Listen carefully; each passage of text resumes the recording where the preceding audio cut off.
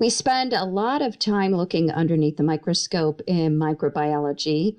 And one of the things that I mentioned before in the recording for chapter 1 is that if you were in lab and you used to applaud your lab partner for doing such a great job focusing, by the end of micro, you are going to be applauding yourself because we spend quite a bit of time practicing using the microscope. Especially under oil immersion, which not a lot of students have practice with, but definitely something that we're going to have to use in order to see our very tiny microbes. So microscopy is basically making very small things visible to the human eye. So we are going to be looking at very small bacteria. If you look on a plate, that you're growing bacteria on, you will be able to see a colony. However, you're not going to be able to see individual cells. In order to see individual cells, we are going to have to make slides, we're going to have to stain them, and then we're going to have to look at them underneath the oil immersion lens. If we're using a microscope, most of the measurements that we use or at least talk about with our bacteria, even eukaryotic cells, is the micrometer range.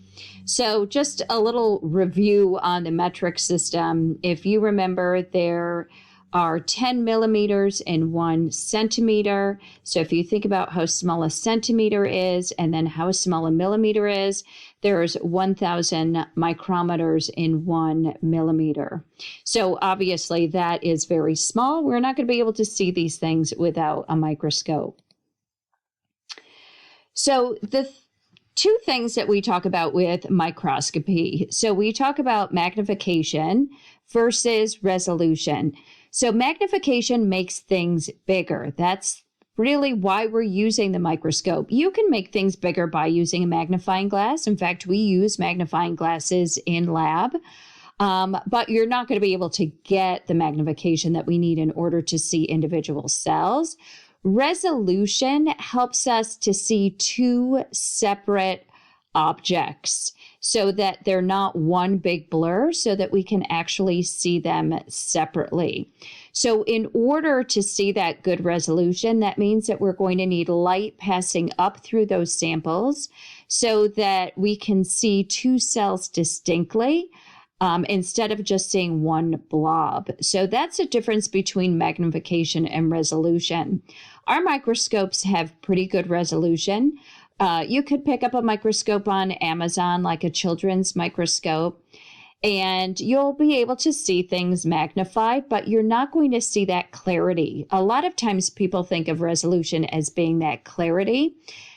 Really, it's the difference between being able to see those objects as separate units, but it helps to clarify things. So the difference between a good microscope and maybe a not so good microscope is that resolution. It's also the difference between a cheaper microscope and a more expensive microscope. So ours are thousands of dollars because they do have that really good resolution. And we're going to be spending a lot of time talking about the use of the microscope, care of the microscope, so that we can get the most out of our microscope and also treat them with care so that we can continue to use them. So this chart here kind of shows the relative sizes. I'm getting pretty blind now as I'm getting older, but even I don't need a microscope to see my dog. But if you take a look at some of the smaller things, like looking at a eukaryotic cell, like a human egg, and then going down to looking at bacteria, you'll see that there are different levels. And we have our compound light microscope, which is what we will actually be using. So our compound light microscope, that's that yellow line. That's going to allow us to see some good detail with our eukaryotic cells. And if you've taken anatomy and physiology, no doubt you've spent quite a bit of time looking at eukaryotic cells underneath the microscope, looking at neurons, looking at muscle cells, looking at blood cells. And our compound light microscope does a pretty good job of magnifying those. So we really don't have to go up to oil immersion. Of course, we could if we wanted to see more detail. But with our eukaryotic cells, those slides were pretty good at being able to see some detail under a high power. In order to see our bacteria, we're going to be at about the 5 micrometer level. We are definitely going to need our high power and our oil immersion lens. And I'm going to talk a little bit more about oil immersion and why we have to use oil to clarify and get that resolution with our sample. One of the things that we will be talking about this semester are viruses.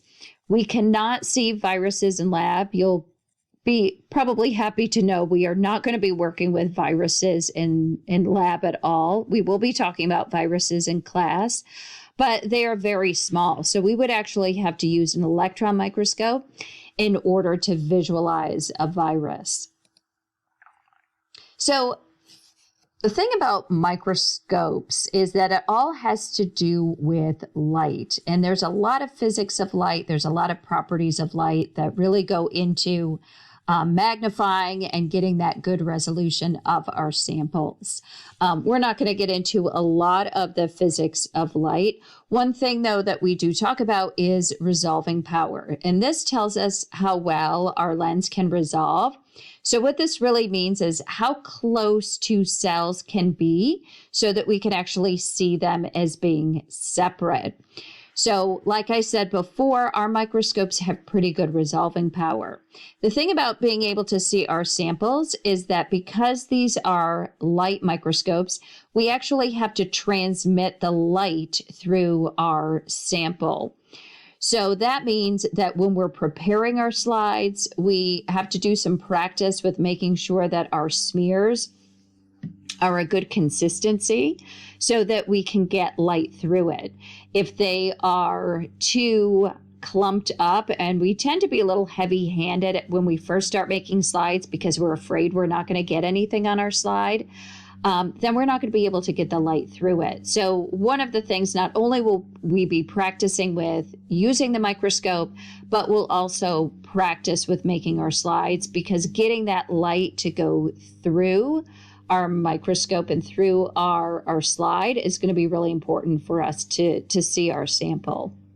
So a little bit on light. So the two terms on this page that we talk mostly about with our microscopes in lab: transmission. So that means that light has to pass through the object. So in order to see our cells, we're going to have to transmit light through our sample. That's why practicing making our slides is going to be really important, so that we get that good light transmission, so that we can see between those cells, so that we can make out the different shapes and arrangements that we want to see underneath the microscope. The other term that we use is refraction. So as that light bends, so as it's going through all of the different media of the microscope and through the slide and through our sample, it starts to bend. So that light is then refracted. So what happens as we start to get up to higher and higher magnification with our oil immersion lens, because of that refraction, because of that bend of light, we actually have to correct for that so that it's clearer, and so we have that good resolution. So in order to do that, to correct that bend, what we do is we add immersion oil. Now, this to me was always counterintuitive, because I know if I've ever gotten like something oily on my eye, I could see it was very blurry. So I always found that to be counterintuitive. This actually helps to correct for that bend. And so it does the opposite of what you would expect. It actually helps with that resolution, and it helps to clarify it. I know it seems really strange to think about adding oil to make something clearer. But when we get into lab, you will actually see that if you don't add enough oil when you're under oil immersion, it is going to make a difference, and it's not going to be clear. And sometimes just adding a little more oil is going to help to clarify it and make sure that you get that good resolution. So if you're a visual person like I am, this is actually a light source that is interacting with an object, and you can see those different pictures with those different terms. You can see B is transmission. So that's our light that's going through our sample. And then D, you can see our refraction. So as it hits, it's actually creating that angle or that bend. We're going to have to add that oil to correct for that bend. So this next part, I'll talk a little bit about some different types of microscopy that there are. We are going to be using a compound light microscope. If you've used these microscopes in a general biology or anatomy and physiology, they are very similar. Even if they're a little different from what you've used, the principles are basically the same. They all have their little idiosyncrasies and nuances that you have to get used to. But they're going to be using light. We're going to be using bright field. So when we stain our cells, they are going to have a contrast and they're going to be on a light background. That's mostly what we would call a bright field. So if you take a look at these two pictures here, these are actually cheek cells. Cheek cells to me almost look like a fried egg with that yolk that's in the middle. If you took a general biology course, one of the things we often do is to stain our cheek cells with methylene blue so they look blue underneath the microscope. You could also choose to use a dark field. This has a condenser, and a condenser is a part of the microscope that helps to focus the light through the sample. This type of microscope has a condenser that deflects light. So it adds a little different contrast. So you can see how these pictures look a little different, where one looks a little more three-dimensional and the other one looks a little more two-dimensional. Our bacteria are not going to be jumping out at us looking three-dimensional. They will look two-dimensional and rather flat, but we will be able to make out shape arrangement. And depending on the stains that we're doing, we'll be able to see different colors. Phase contrast microscopy. This is used for samples, especially live samples that can't be dyed or stained. So if we want to see specimens in their natural environment, we might choose to use a phase contrast microscope. So if we wanted to look at pond swimmy things underneath the microscope, of course, we want to see them moving. So we're not going to kill them. We're not going to stain them. So that would allow us to see them in their natural environment. So we can see these almost a three-dimensional look because of a special condenser that allows different indices of refraction. So it just allows us to get a little better picture, especially if we want to see living, moving organisms. Our bacteria are not going to be living. They are going to be dead. We are going to kill them as we make our slides, and I'll talk a little bit about that coming up. Another type of microscope uses UV light, and this is fluorescence microscopy. So that things kind of glow underneath the microscope. So it uses different wavelengths, and they can often use this to diagnose things if they're looking for particular microbes. We do not have a fluorescence microscope. When I worked in pharmaceuticals, we did have fluorescence microscopes. And we looked at different crystallography. They use them in different labs to look at microbes. But we unfortunately do not have access to one that we are going to be able to look at. Another one that we're not going to have access to, these are electron microscopes. These are very powerful microscopes. And these use beams of electrons rather than light. And there are two types. There's transmission electron microscopes. They can magnify up to 500,000 times. So they can actually see inside of microbes. And specimens have to be embedded in a resin, a plastic. And then they're cut into very, very thin sections using this machine, this microtome that basically allows to cut like super, super thin slices. I had a friend that I was in graduate school with, and with her thesis, We did not have a transmission electron microscope, but she did need it for her thesis. So she actually sent out her samples. So she embedded her samples in the resin and then cut them and then sent them out to a lab. These are huge machines. This is not one of those things that they have sitting in a lab that you're like, hey, I think I want to use the electron microscope today. You can walk up and you can start focusing. They have dedicated personnel. You have to be trained on it. Universities would have them. My university did not. The one university I did go to did have an electron microscope. Another type is scanning electron microscopy. This allows magnification of 50,000 times.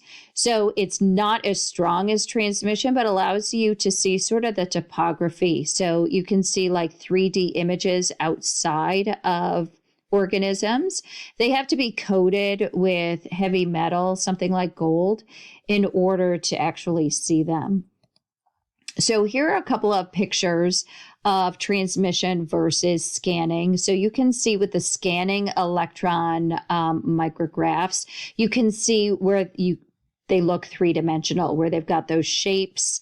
You can see looking at the pollen at the picture above, you can see lots of different textures that are happening on the outside. And then the transmission is where you're seeing that cross section where you can see right through it. The bottom picture is a bacteria, so that's showing you the outside and then kind of looking through it with that cross section. So there have been lots of advancements in microscopy. Scanning tunneling microscope, this uses a very thin wire to move over a specimen. It kind of gives you a topography where you can kind of see peaks and valleys. Atomic force microscopy, this allows 3D imaging of structures. So they can use this to visualize DNA. Scanning tunneling microscopy, they might use maybe to look at different receptors on cells. Atomic force microscopy, they might use to look at DNA, RNA, or even bonds between atoms, which is amazing. So it's really come a long way from certainly Robert Hooke and Tom von Leeuwenhoek. If you remember them from the first chapter when we talked about a little history of microbiology.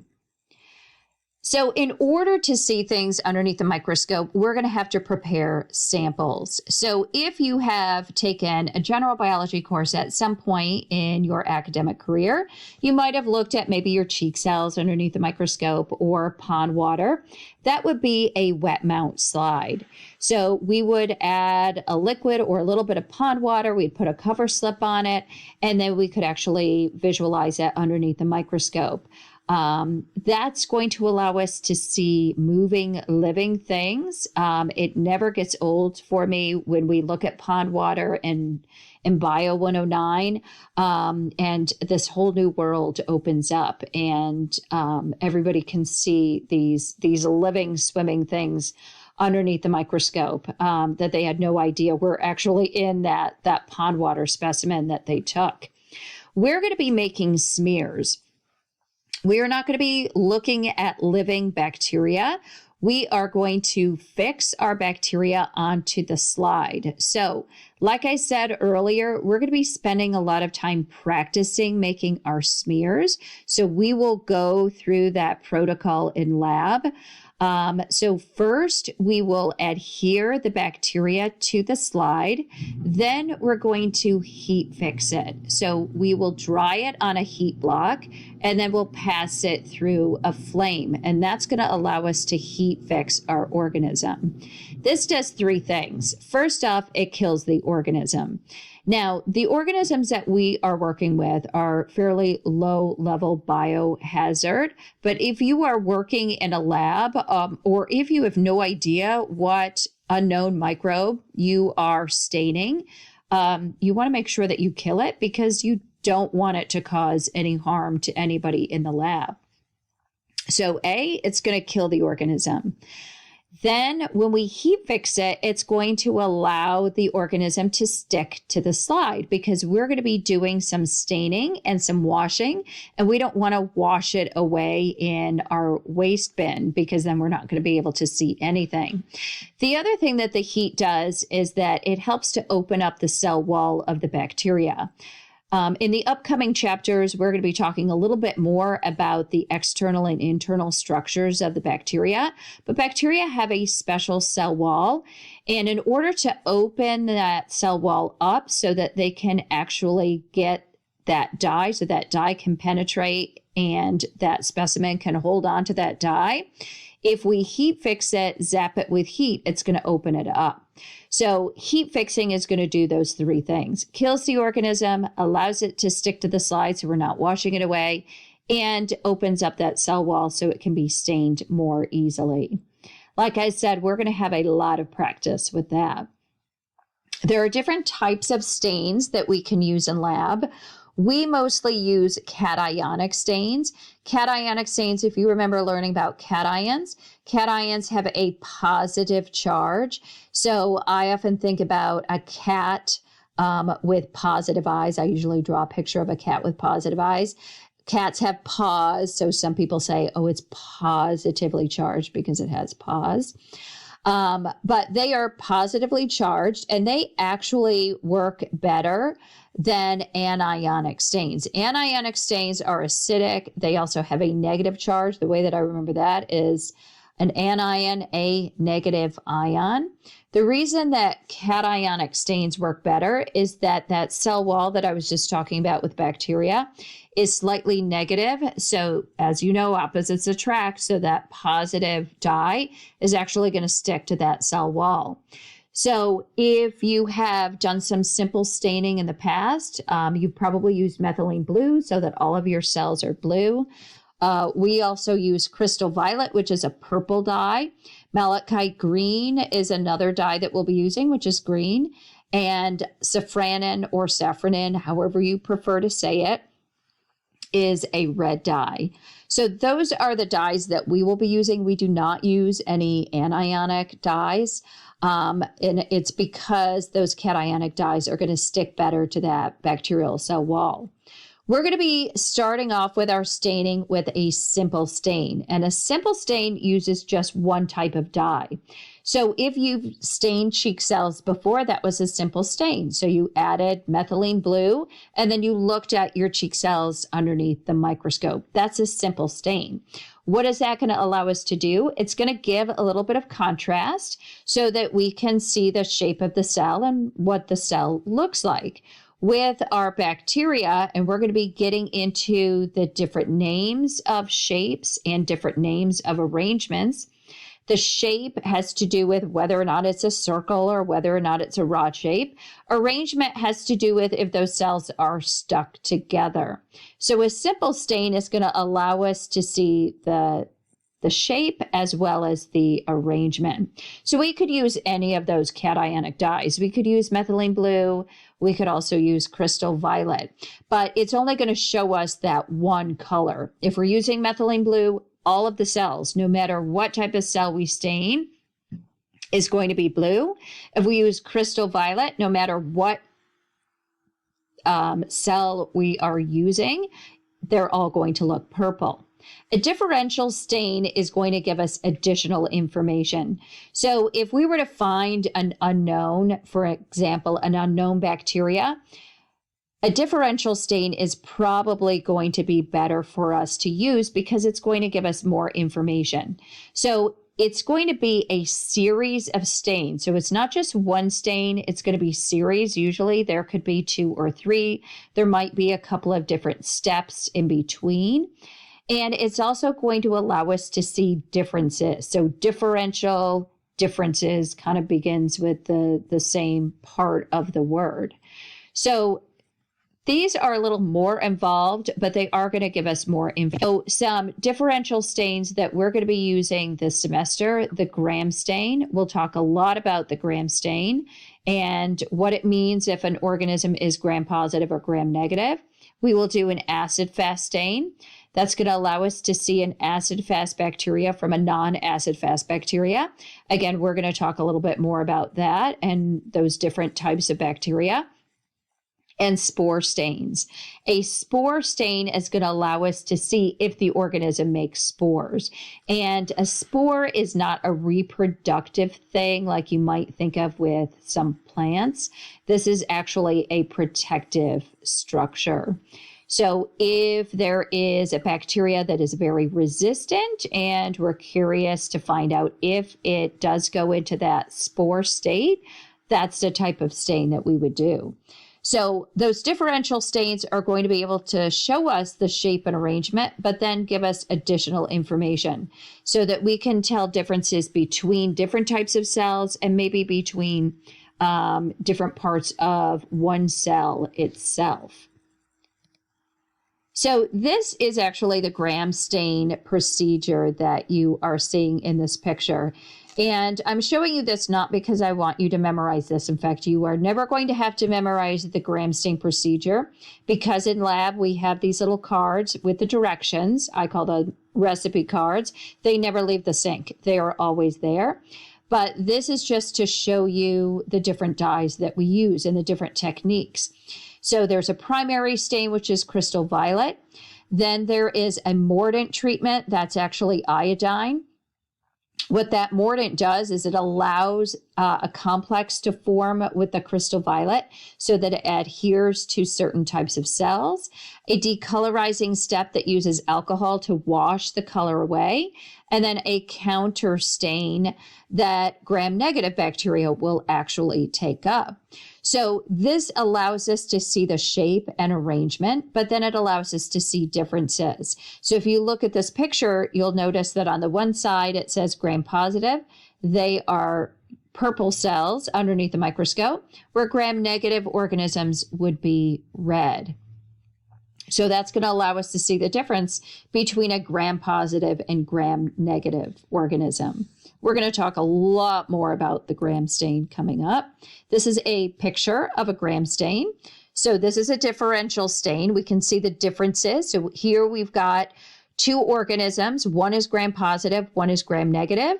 It allows us to see the shape and arrangement. So you can see that that pink one is a rod shape. That's what we would call a bacilli. Where that purple one is a round shape, that's what we would call a cocci. And the arrangements, how those cells are stuck together, are a little different as well. So this is a very good gram stain because it allows us to see those differences. So we can tell that we have a gram-negative and gram-positive organism in this slide. So some other types of stains, a negative stain, this allows us to see if an organism has a capsule. And a capsule is a really thick glycocalyx, like this polysaccharide layer that's on the outside of the cell. And that allows the organism to be sticky. If it can stick to cells, that means that it can be hazardous to cells. So that's not a good thing, at least for us anyways. Capsule also helps to protect them, which is a good thing for the bacteria. We really won't be working with any organisms with capsules, so we won't be doing any negative stains. But if you were to see a negative stain underneath the microscope, you could see where there's almost like a layer on the outside of the cell, if you can see from that picture. Flagellar stains, what's a flagella? Flagellum is a tail, and probably about half of bacteria will contain some sort of arrangement of these tails, these flagellum. Very similar to a eukaryotic flagellum, but it's just the makeup is a little different and the way that they move it is a little different. So in order to see the flagella, we would actually have to coat it. So here in that picture, you can see it almost looks furry, almost like it's hairy in that picture.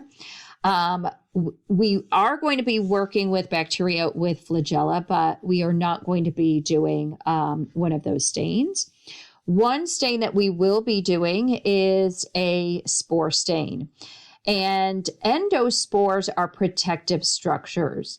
And this is when a cell can go into a dormant state. So it's just DNA and a protein coat just kind of waiting better times. Organisms that can form endospores are very resistant. They're tough to kill. So it's difficult to, normal disinfectant techniques don't always work. Medicines don't always work as well. When the cell is just kind of doing its thing, undergoing metabolism, going about its day, that's what we call the vegetative cell. So a spore stain is going to allow us to see when those bacteria have gone into the dormant state and now they're in that endospore form, or when they're in that vegetative state. They haven't quite gotten the memo yet that conditions are deteriorating.